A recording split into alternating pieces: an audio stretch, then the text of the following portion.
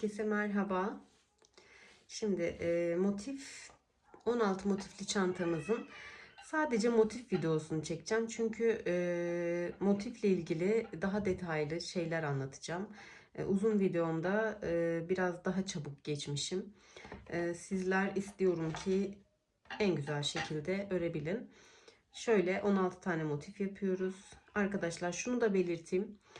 İpin kalınlığına, inceliğine, kalitesine göre motifiniz 1-2 santim ya büyük olur ya küçük olur. Karşılaştırmak için de ben size şunu göstermek istiyorum. Bakın benim bu motifim bu motifimden 1,5 santim yaklaşık büyük. Yani bana şöyle dönüşler geliyor. Benim motifim çok büyük oldu. Çirkin geldi gibisinden. Ama çirkin olmuyor. Bakın benim bu ipim çok kalın. Aslında ben bu kalın ipin duruşunu daha çok seviyorum. Bu ipim de biraz ince. İki ipi de aynı yerden almama rağmen hiçbir zaman ipler birbirine benzemiyor. Aynısı çıkmıyor asla. Ben iki dokunuşu da seviyorum. İkisinin dokusu farklı, güzel. Farklı farklı güzel çantalar çıkıyor. Yani kalın ip her zaman daha iyi tabii. Daha güzel, daha tok duruyor. İnce ipin de ayrı bir güzelliği var. Daha birkaç santim küçük oluyor çantanız ama görünüşü de süper oluyor. Yani buna takılmayın. Benim motifim çok büyük oldu. Sizin motifiniz kaç santim diye takılmayın. Çünkü ben ölçmüyorum. Önemli olan başladığınız çantaya aynı iple bitirmeniz. Hemen bir motif başlangıcını yapalım sizlerle. Bu videomda sadece motif olacak. Hemen şunu da belirteyim. Biliyorsunuz benim kanalım yeni. Bana destek olursanız çok sevinirim. Abone olarak, beğeni yaparak ya da yorum atarak destek olursanız çok sevinirim. Hemen başlıyorum. Instagram hesabımda Nescraft bu arada. Oradan da sorular sorabilirsiniz. Daha çabuk dönüşler yapıyorum. Sihirli halkamızı yapıyoruz arkadaşlar. Şöyle sihirli halka bilmeyenler için. Ben bu arada solağım. Ben de sağ elle yapan insanların videosundan öğrendim. O yüzden sadece dinlerseniz yani neyi nereye batırdığımı dinlerseniz hiçbir sorun olmayacağını düşünüyorum. Şöyle sihirli halkamı yaptım. İlkini sabitliyorum bakın. Sabitledim. Sabitledikten sonra 3 tane zincir çekiyorum. 1, 2 ve 3. İpimi üstüne attım. Şunu şöyle çekeyim. Sihirli halkamın içine ikili trabzan yapıyorum. 2 defa da çıkarıyorum. Arada bir zincir çektim. Motifin tamamını birlikte yapacağız. Kafanız karışmasın diye. İpimi üstüne attım. İkili trabzan yapıyorum. Bir zincir çekiyorum aralarda. İpimi üstüne attım. İkili trabzan. Toplamda sihirli halkamızı zincirimizle beraber, başta çektiğimiz zincirimizle beraber 12 tane olana kadar sihirli halkamızı dolduruyoruz. Zincir çekiyoruz. Sihirli halkaya batıyoruz. 12 tane olana kadar devam ediyoruz. Bakın şu sihirli halkamızdaki ipi de beraber yürütmeyi unutmayın. Olur da ipiniz koparsa en azından sökülmez.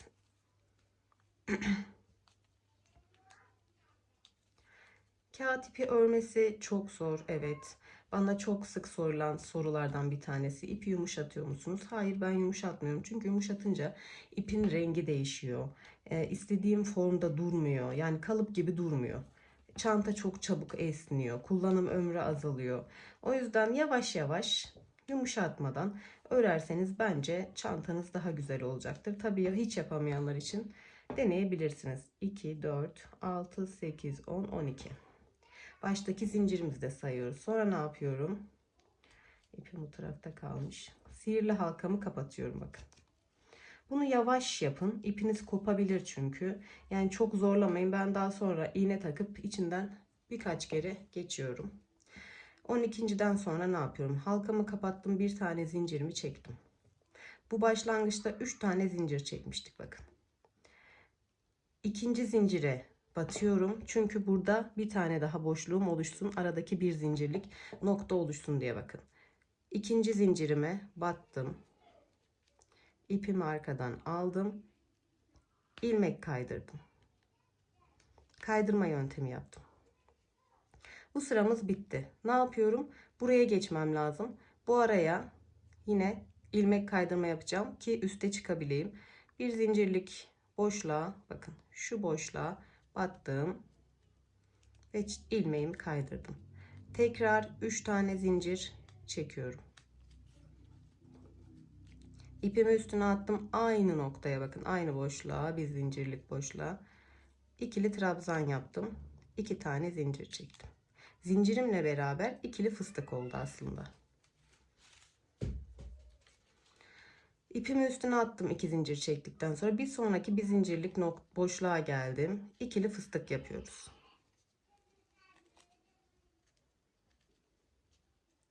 2 tane zincir çekiyoruz arada. Bakın. İlk sırada arada birer zincir çekiyorduk. İkinci sıradayız. Arada ikişer tane zincir çekiyoruz. Ayrıntılarını atlamazsanız birebir aynısını siz de yaparsınız. İpimi üstüne attım. Her bir zincirlik noktaya ikili fıstık yapıyoruz. Bakın. Tek seferde çıkardım.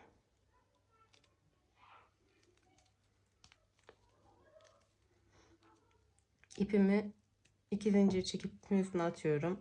Bir zincirlik noktaya batıyorum. Çıkardım. Tığımda 2 var. İpimi üstüne attım. Batırdım. Çıkardım. 3 tane ilmek var. Üçünü birden alıyorum. Yani fıstık modeli yapıyorum.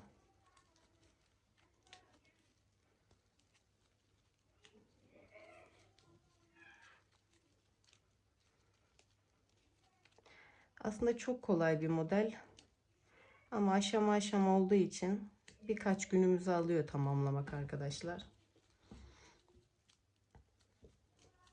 Dediğim gibi Instagram'da en çok sevilen model bu model oldu. Yani benimle bütünleşti.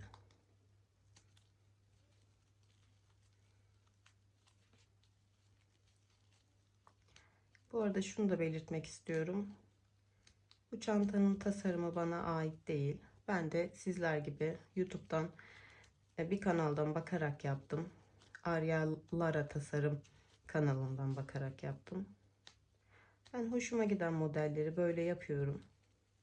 Aslında benim aklımda YouTube kanalı açmak da yoktu. O kadar çok istek geldi ki lütfen bizimle paylaşır mısınız yapımını diye. Çünkü ben bir satış sayfasıyım ve satış sayfalarının çoğu biliyorsunuz ki modellerini kimseyle paylaşmıyor. Ben buna biraz karşıyım. Çünkü herkes kendi kısmetiyle gelir, kısmetini yer diye düşünüyorum ben. Kimse kimsenin kısmetini yemez. Herkes nasibinde olanı alır. O yüzden herkes yapabilsin. Herkes para kazanabilsin istiyorum. Ben o kafadayım.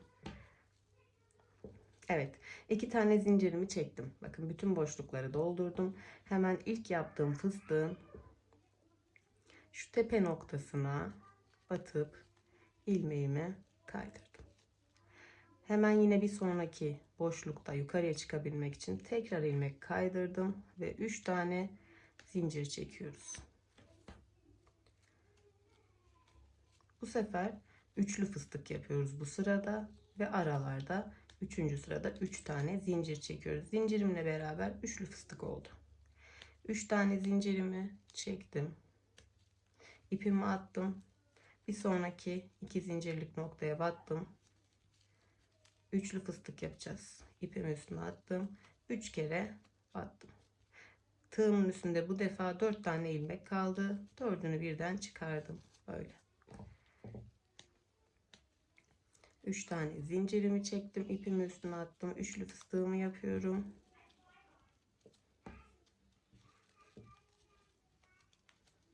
Bir kez de yakından göstereyim. 3 tane zincir çekiyorum. İpimi üstüne attım. Boşluğumu battım. Çıkardım. İpi üstüne attım. Battım. Çıkardım. İpi üstüne attım. Battım ve çıkardım. Tığımda 4 tane ilmek kaldı. Dördünü birden alıyorum. 3 tane zincirimi çekiyorum. Sıra sonuna kadar aynı şekilde devam ediyoruz. 4 sıradan oluşuyor zaten. Toplamda 16 tane motif yapıyorsunuz.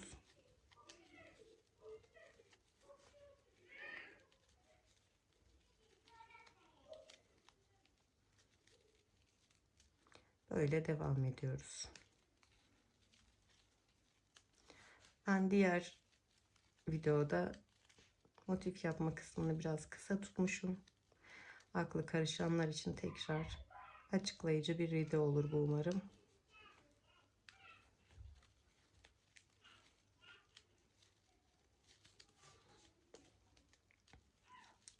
Özellikle son sırada biraz kafa karışmış galiba.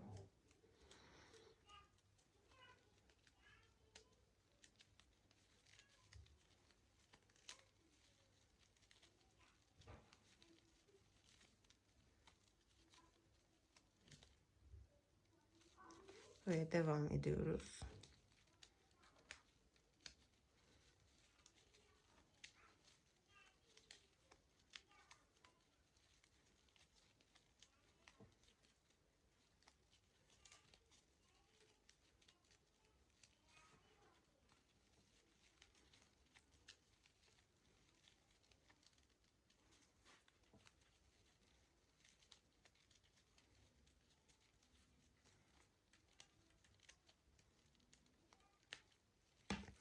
Bu arada arkadaşlar, sizler de çantanızı yaptığınızda Instagram'da beni etiketleyerek paylaşabilirsiniz. Hikayeme ekleyebilirim. Benim gösterimimle yapmanız beni ekstra mutlu eder. Evet, son sıraya geldim. Yine alttaki işlemlerin aynısını yapıyorum. Fıstığımın tepe noktasına battım. İlmeğimi kaydırdım ve bir sonraki boşluğa tekrar ilmek kaydırarak gidiyorum. Yine 3 tane zincirle yukarıya çıkıyorum. Bakın. Böyle olması normal. Ütüleyince düzeliyor arkadaşlar ve köşeleri yapınca. İpimi üstüne attım. Aynı noktaya ikili trabzan yapıyorum. İpimi üstüne attım. Aynı noktaya ikili trabzan yapıyorum. Tekrar ipimi üstüne attım ve aynı noktaya ikili trabzan yapıyorum. Zincirimle beraber 4 tane ikili trabzanım oldu. Bir zincir çekiyorum arada. Son sıra çok önemli. Lütfen zincir çekmeyi unutmayın. Birleştirirken yoksa yan yana gelmez motiflerimiz. İpimi üstüne attım. Tekrar bir sonraki boşluğa ikili trabzan yapacağım. 4 tane.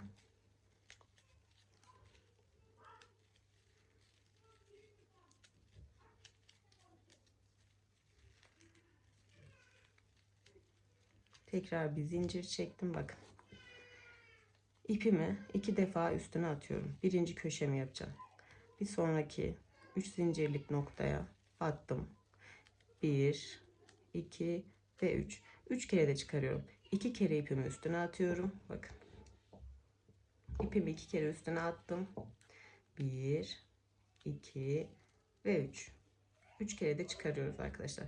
2 kere ipimi üstüne attım. Tekrar aynı noktaya 1, 2 ve 3. İpimi üstüne 2 kere attım. Aynı noktaya 4 tane üçlü trabzan yapıyoruz. 2 ve 3. Bakın. 1, 2, 3, 4. 4 tane üçlü trabzan yaptık. 4. sıradayız ve 4 tane zincir çekiyoruz. 1, 2, 3 ve 4. Köşe noktalarında 4 tane zincir çekiyoruz. Diğer noktalarda bir tane. İpimi 2 kere üstüne attım ve yine aynı boşluğa bakın.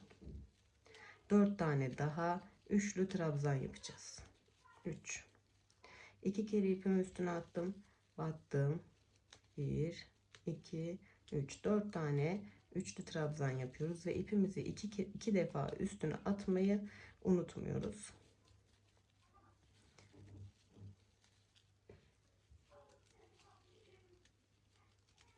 Bakın. Hemen ne yapıyorduk? Bir zincir çekiyorduk. İpimi üstüne atıp bir sonraki boşluğa 4 tane ikili trabzan yapıyorum. 1, 2, 3 ve 4. Bir zincirimi çektim. Bakın, bir zincir çekmeyi unutmayın. Sadece köşe noktalarda 4. Ondan sonra hep bir zincir çekiyoruz aralarda. İpimi üstüne attım. Tekrar 4 tane ikili trabzan yapacağım.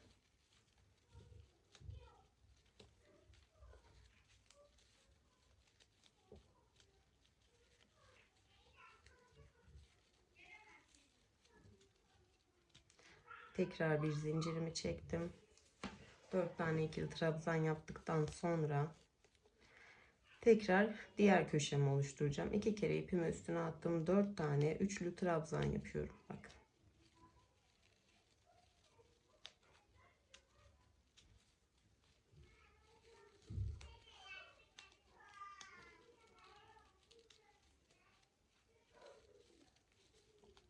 Bir motifi böyle birlikte yapalım istedim ki sonra çantanın diğer kalan kısımları zaten diğer videomda mevcut.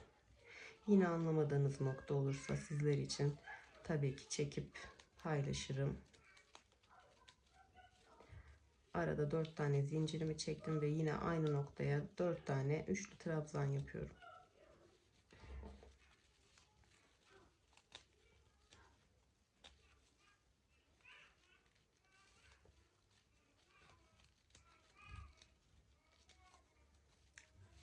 Bakın bir zincir çektim. Unutmayın bir zincir çekmeyi bir sonrakine geçtiğimizde 4 tane ikili trabzan yapacağım.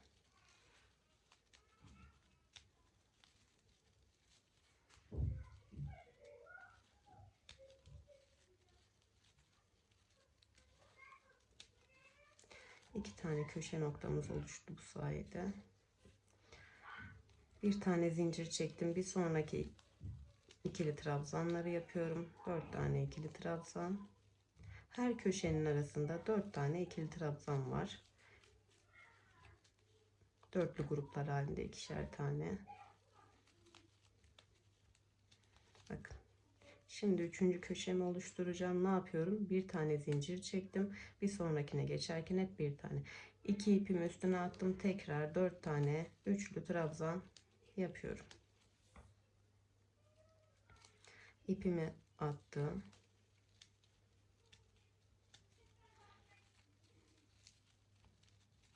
Üçlü trabzanımı yapıyorum. Bu arada bu ipin rengine ben bayıldım. Yani kahve tonlarında, açık vizon rengi gibi. Çok hoş duruyor. Bu arada arkadaşlar mango model de çok soruluyor. Sizler de mango modeli yapmamı istiyorsanız, sizlerle paylaşmamı istiyorsanız yorumda bildirirseniz sevinirim. Çünkü isteğe göre yapıyorum. Talebe göre yapıyorum. Papatya modelimi de bu arada paylaştım sayfamda. O çok istendi. Ben onu değiştirerek yaptım. Yani onun var benzerlerini yapanlar. Ben çok değiştirdim bazı noktalarını. Öre hoşuma gitmeyen noktaları hep değiştirerek yaptım ve sizlerle paylaştım son halini. Bir zincir çekiyoruz.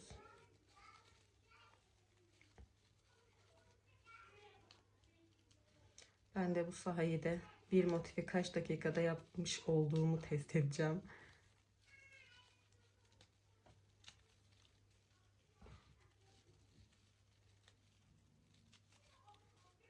Bir zincir çektim ve son köşemi de yapıyorum. Burada size dikişini de öğreteceğim. İpi nasıl sakladığımı da daha ayrıntılı göstermeye çalışacağım. Çünkü yani ben sevmiyorum ipin böyle açıkta görünmesini vesaire. Ben çok detaycıyım. O yüzden gizliyorum. Sağlama aldıktan sonra tabii. Yine 4 tane üçlü trabzan yapıp bitireceğim.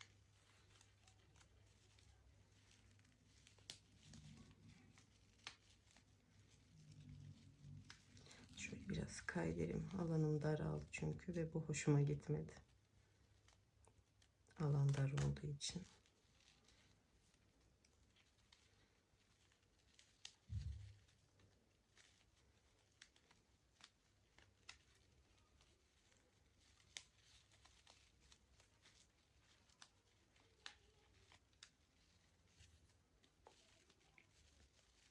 Sonuncuyu yapıyorum.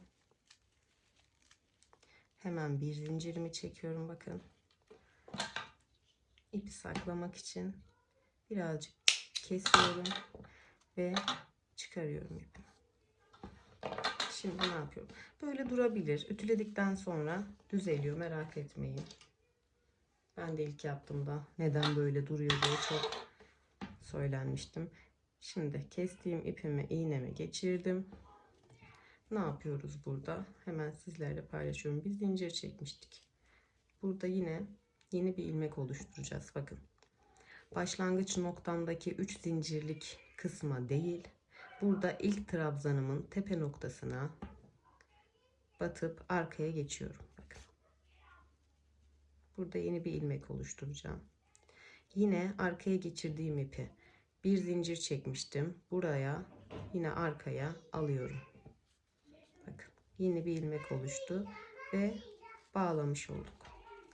Daha sonra istediğiniz yerden geçirebilirsiniz. Tabii böyle buradan alttan geçiriyoruz. Bu şekilde bakın. Ben birkaç yürütme yapıyorum.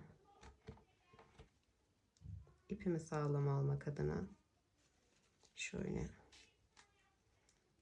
Sizler de istediğiniz gibi yapabilirsiniz. Kağıt ip zaten kolay kolay sökülmediği için sıkıntı olmuyor. Şöyle şuradan da biraz geçireceğim.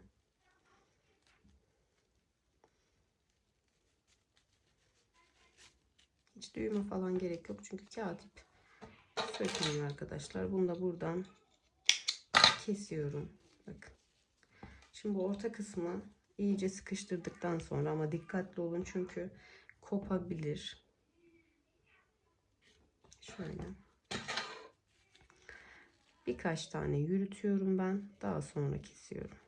Tabii daha ince iğne ile daha kolay yürür. Ama iğnemi kaybettim maalesef. Bununla idare edeceğim. Bakın sıkıştırıyorum iyice. Çok açık kalmasın diye. Hem de kopardıktan sonra en azından içim rahat oluyor. Açıldı, açılmadı derdi olmuyor. Şöyle.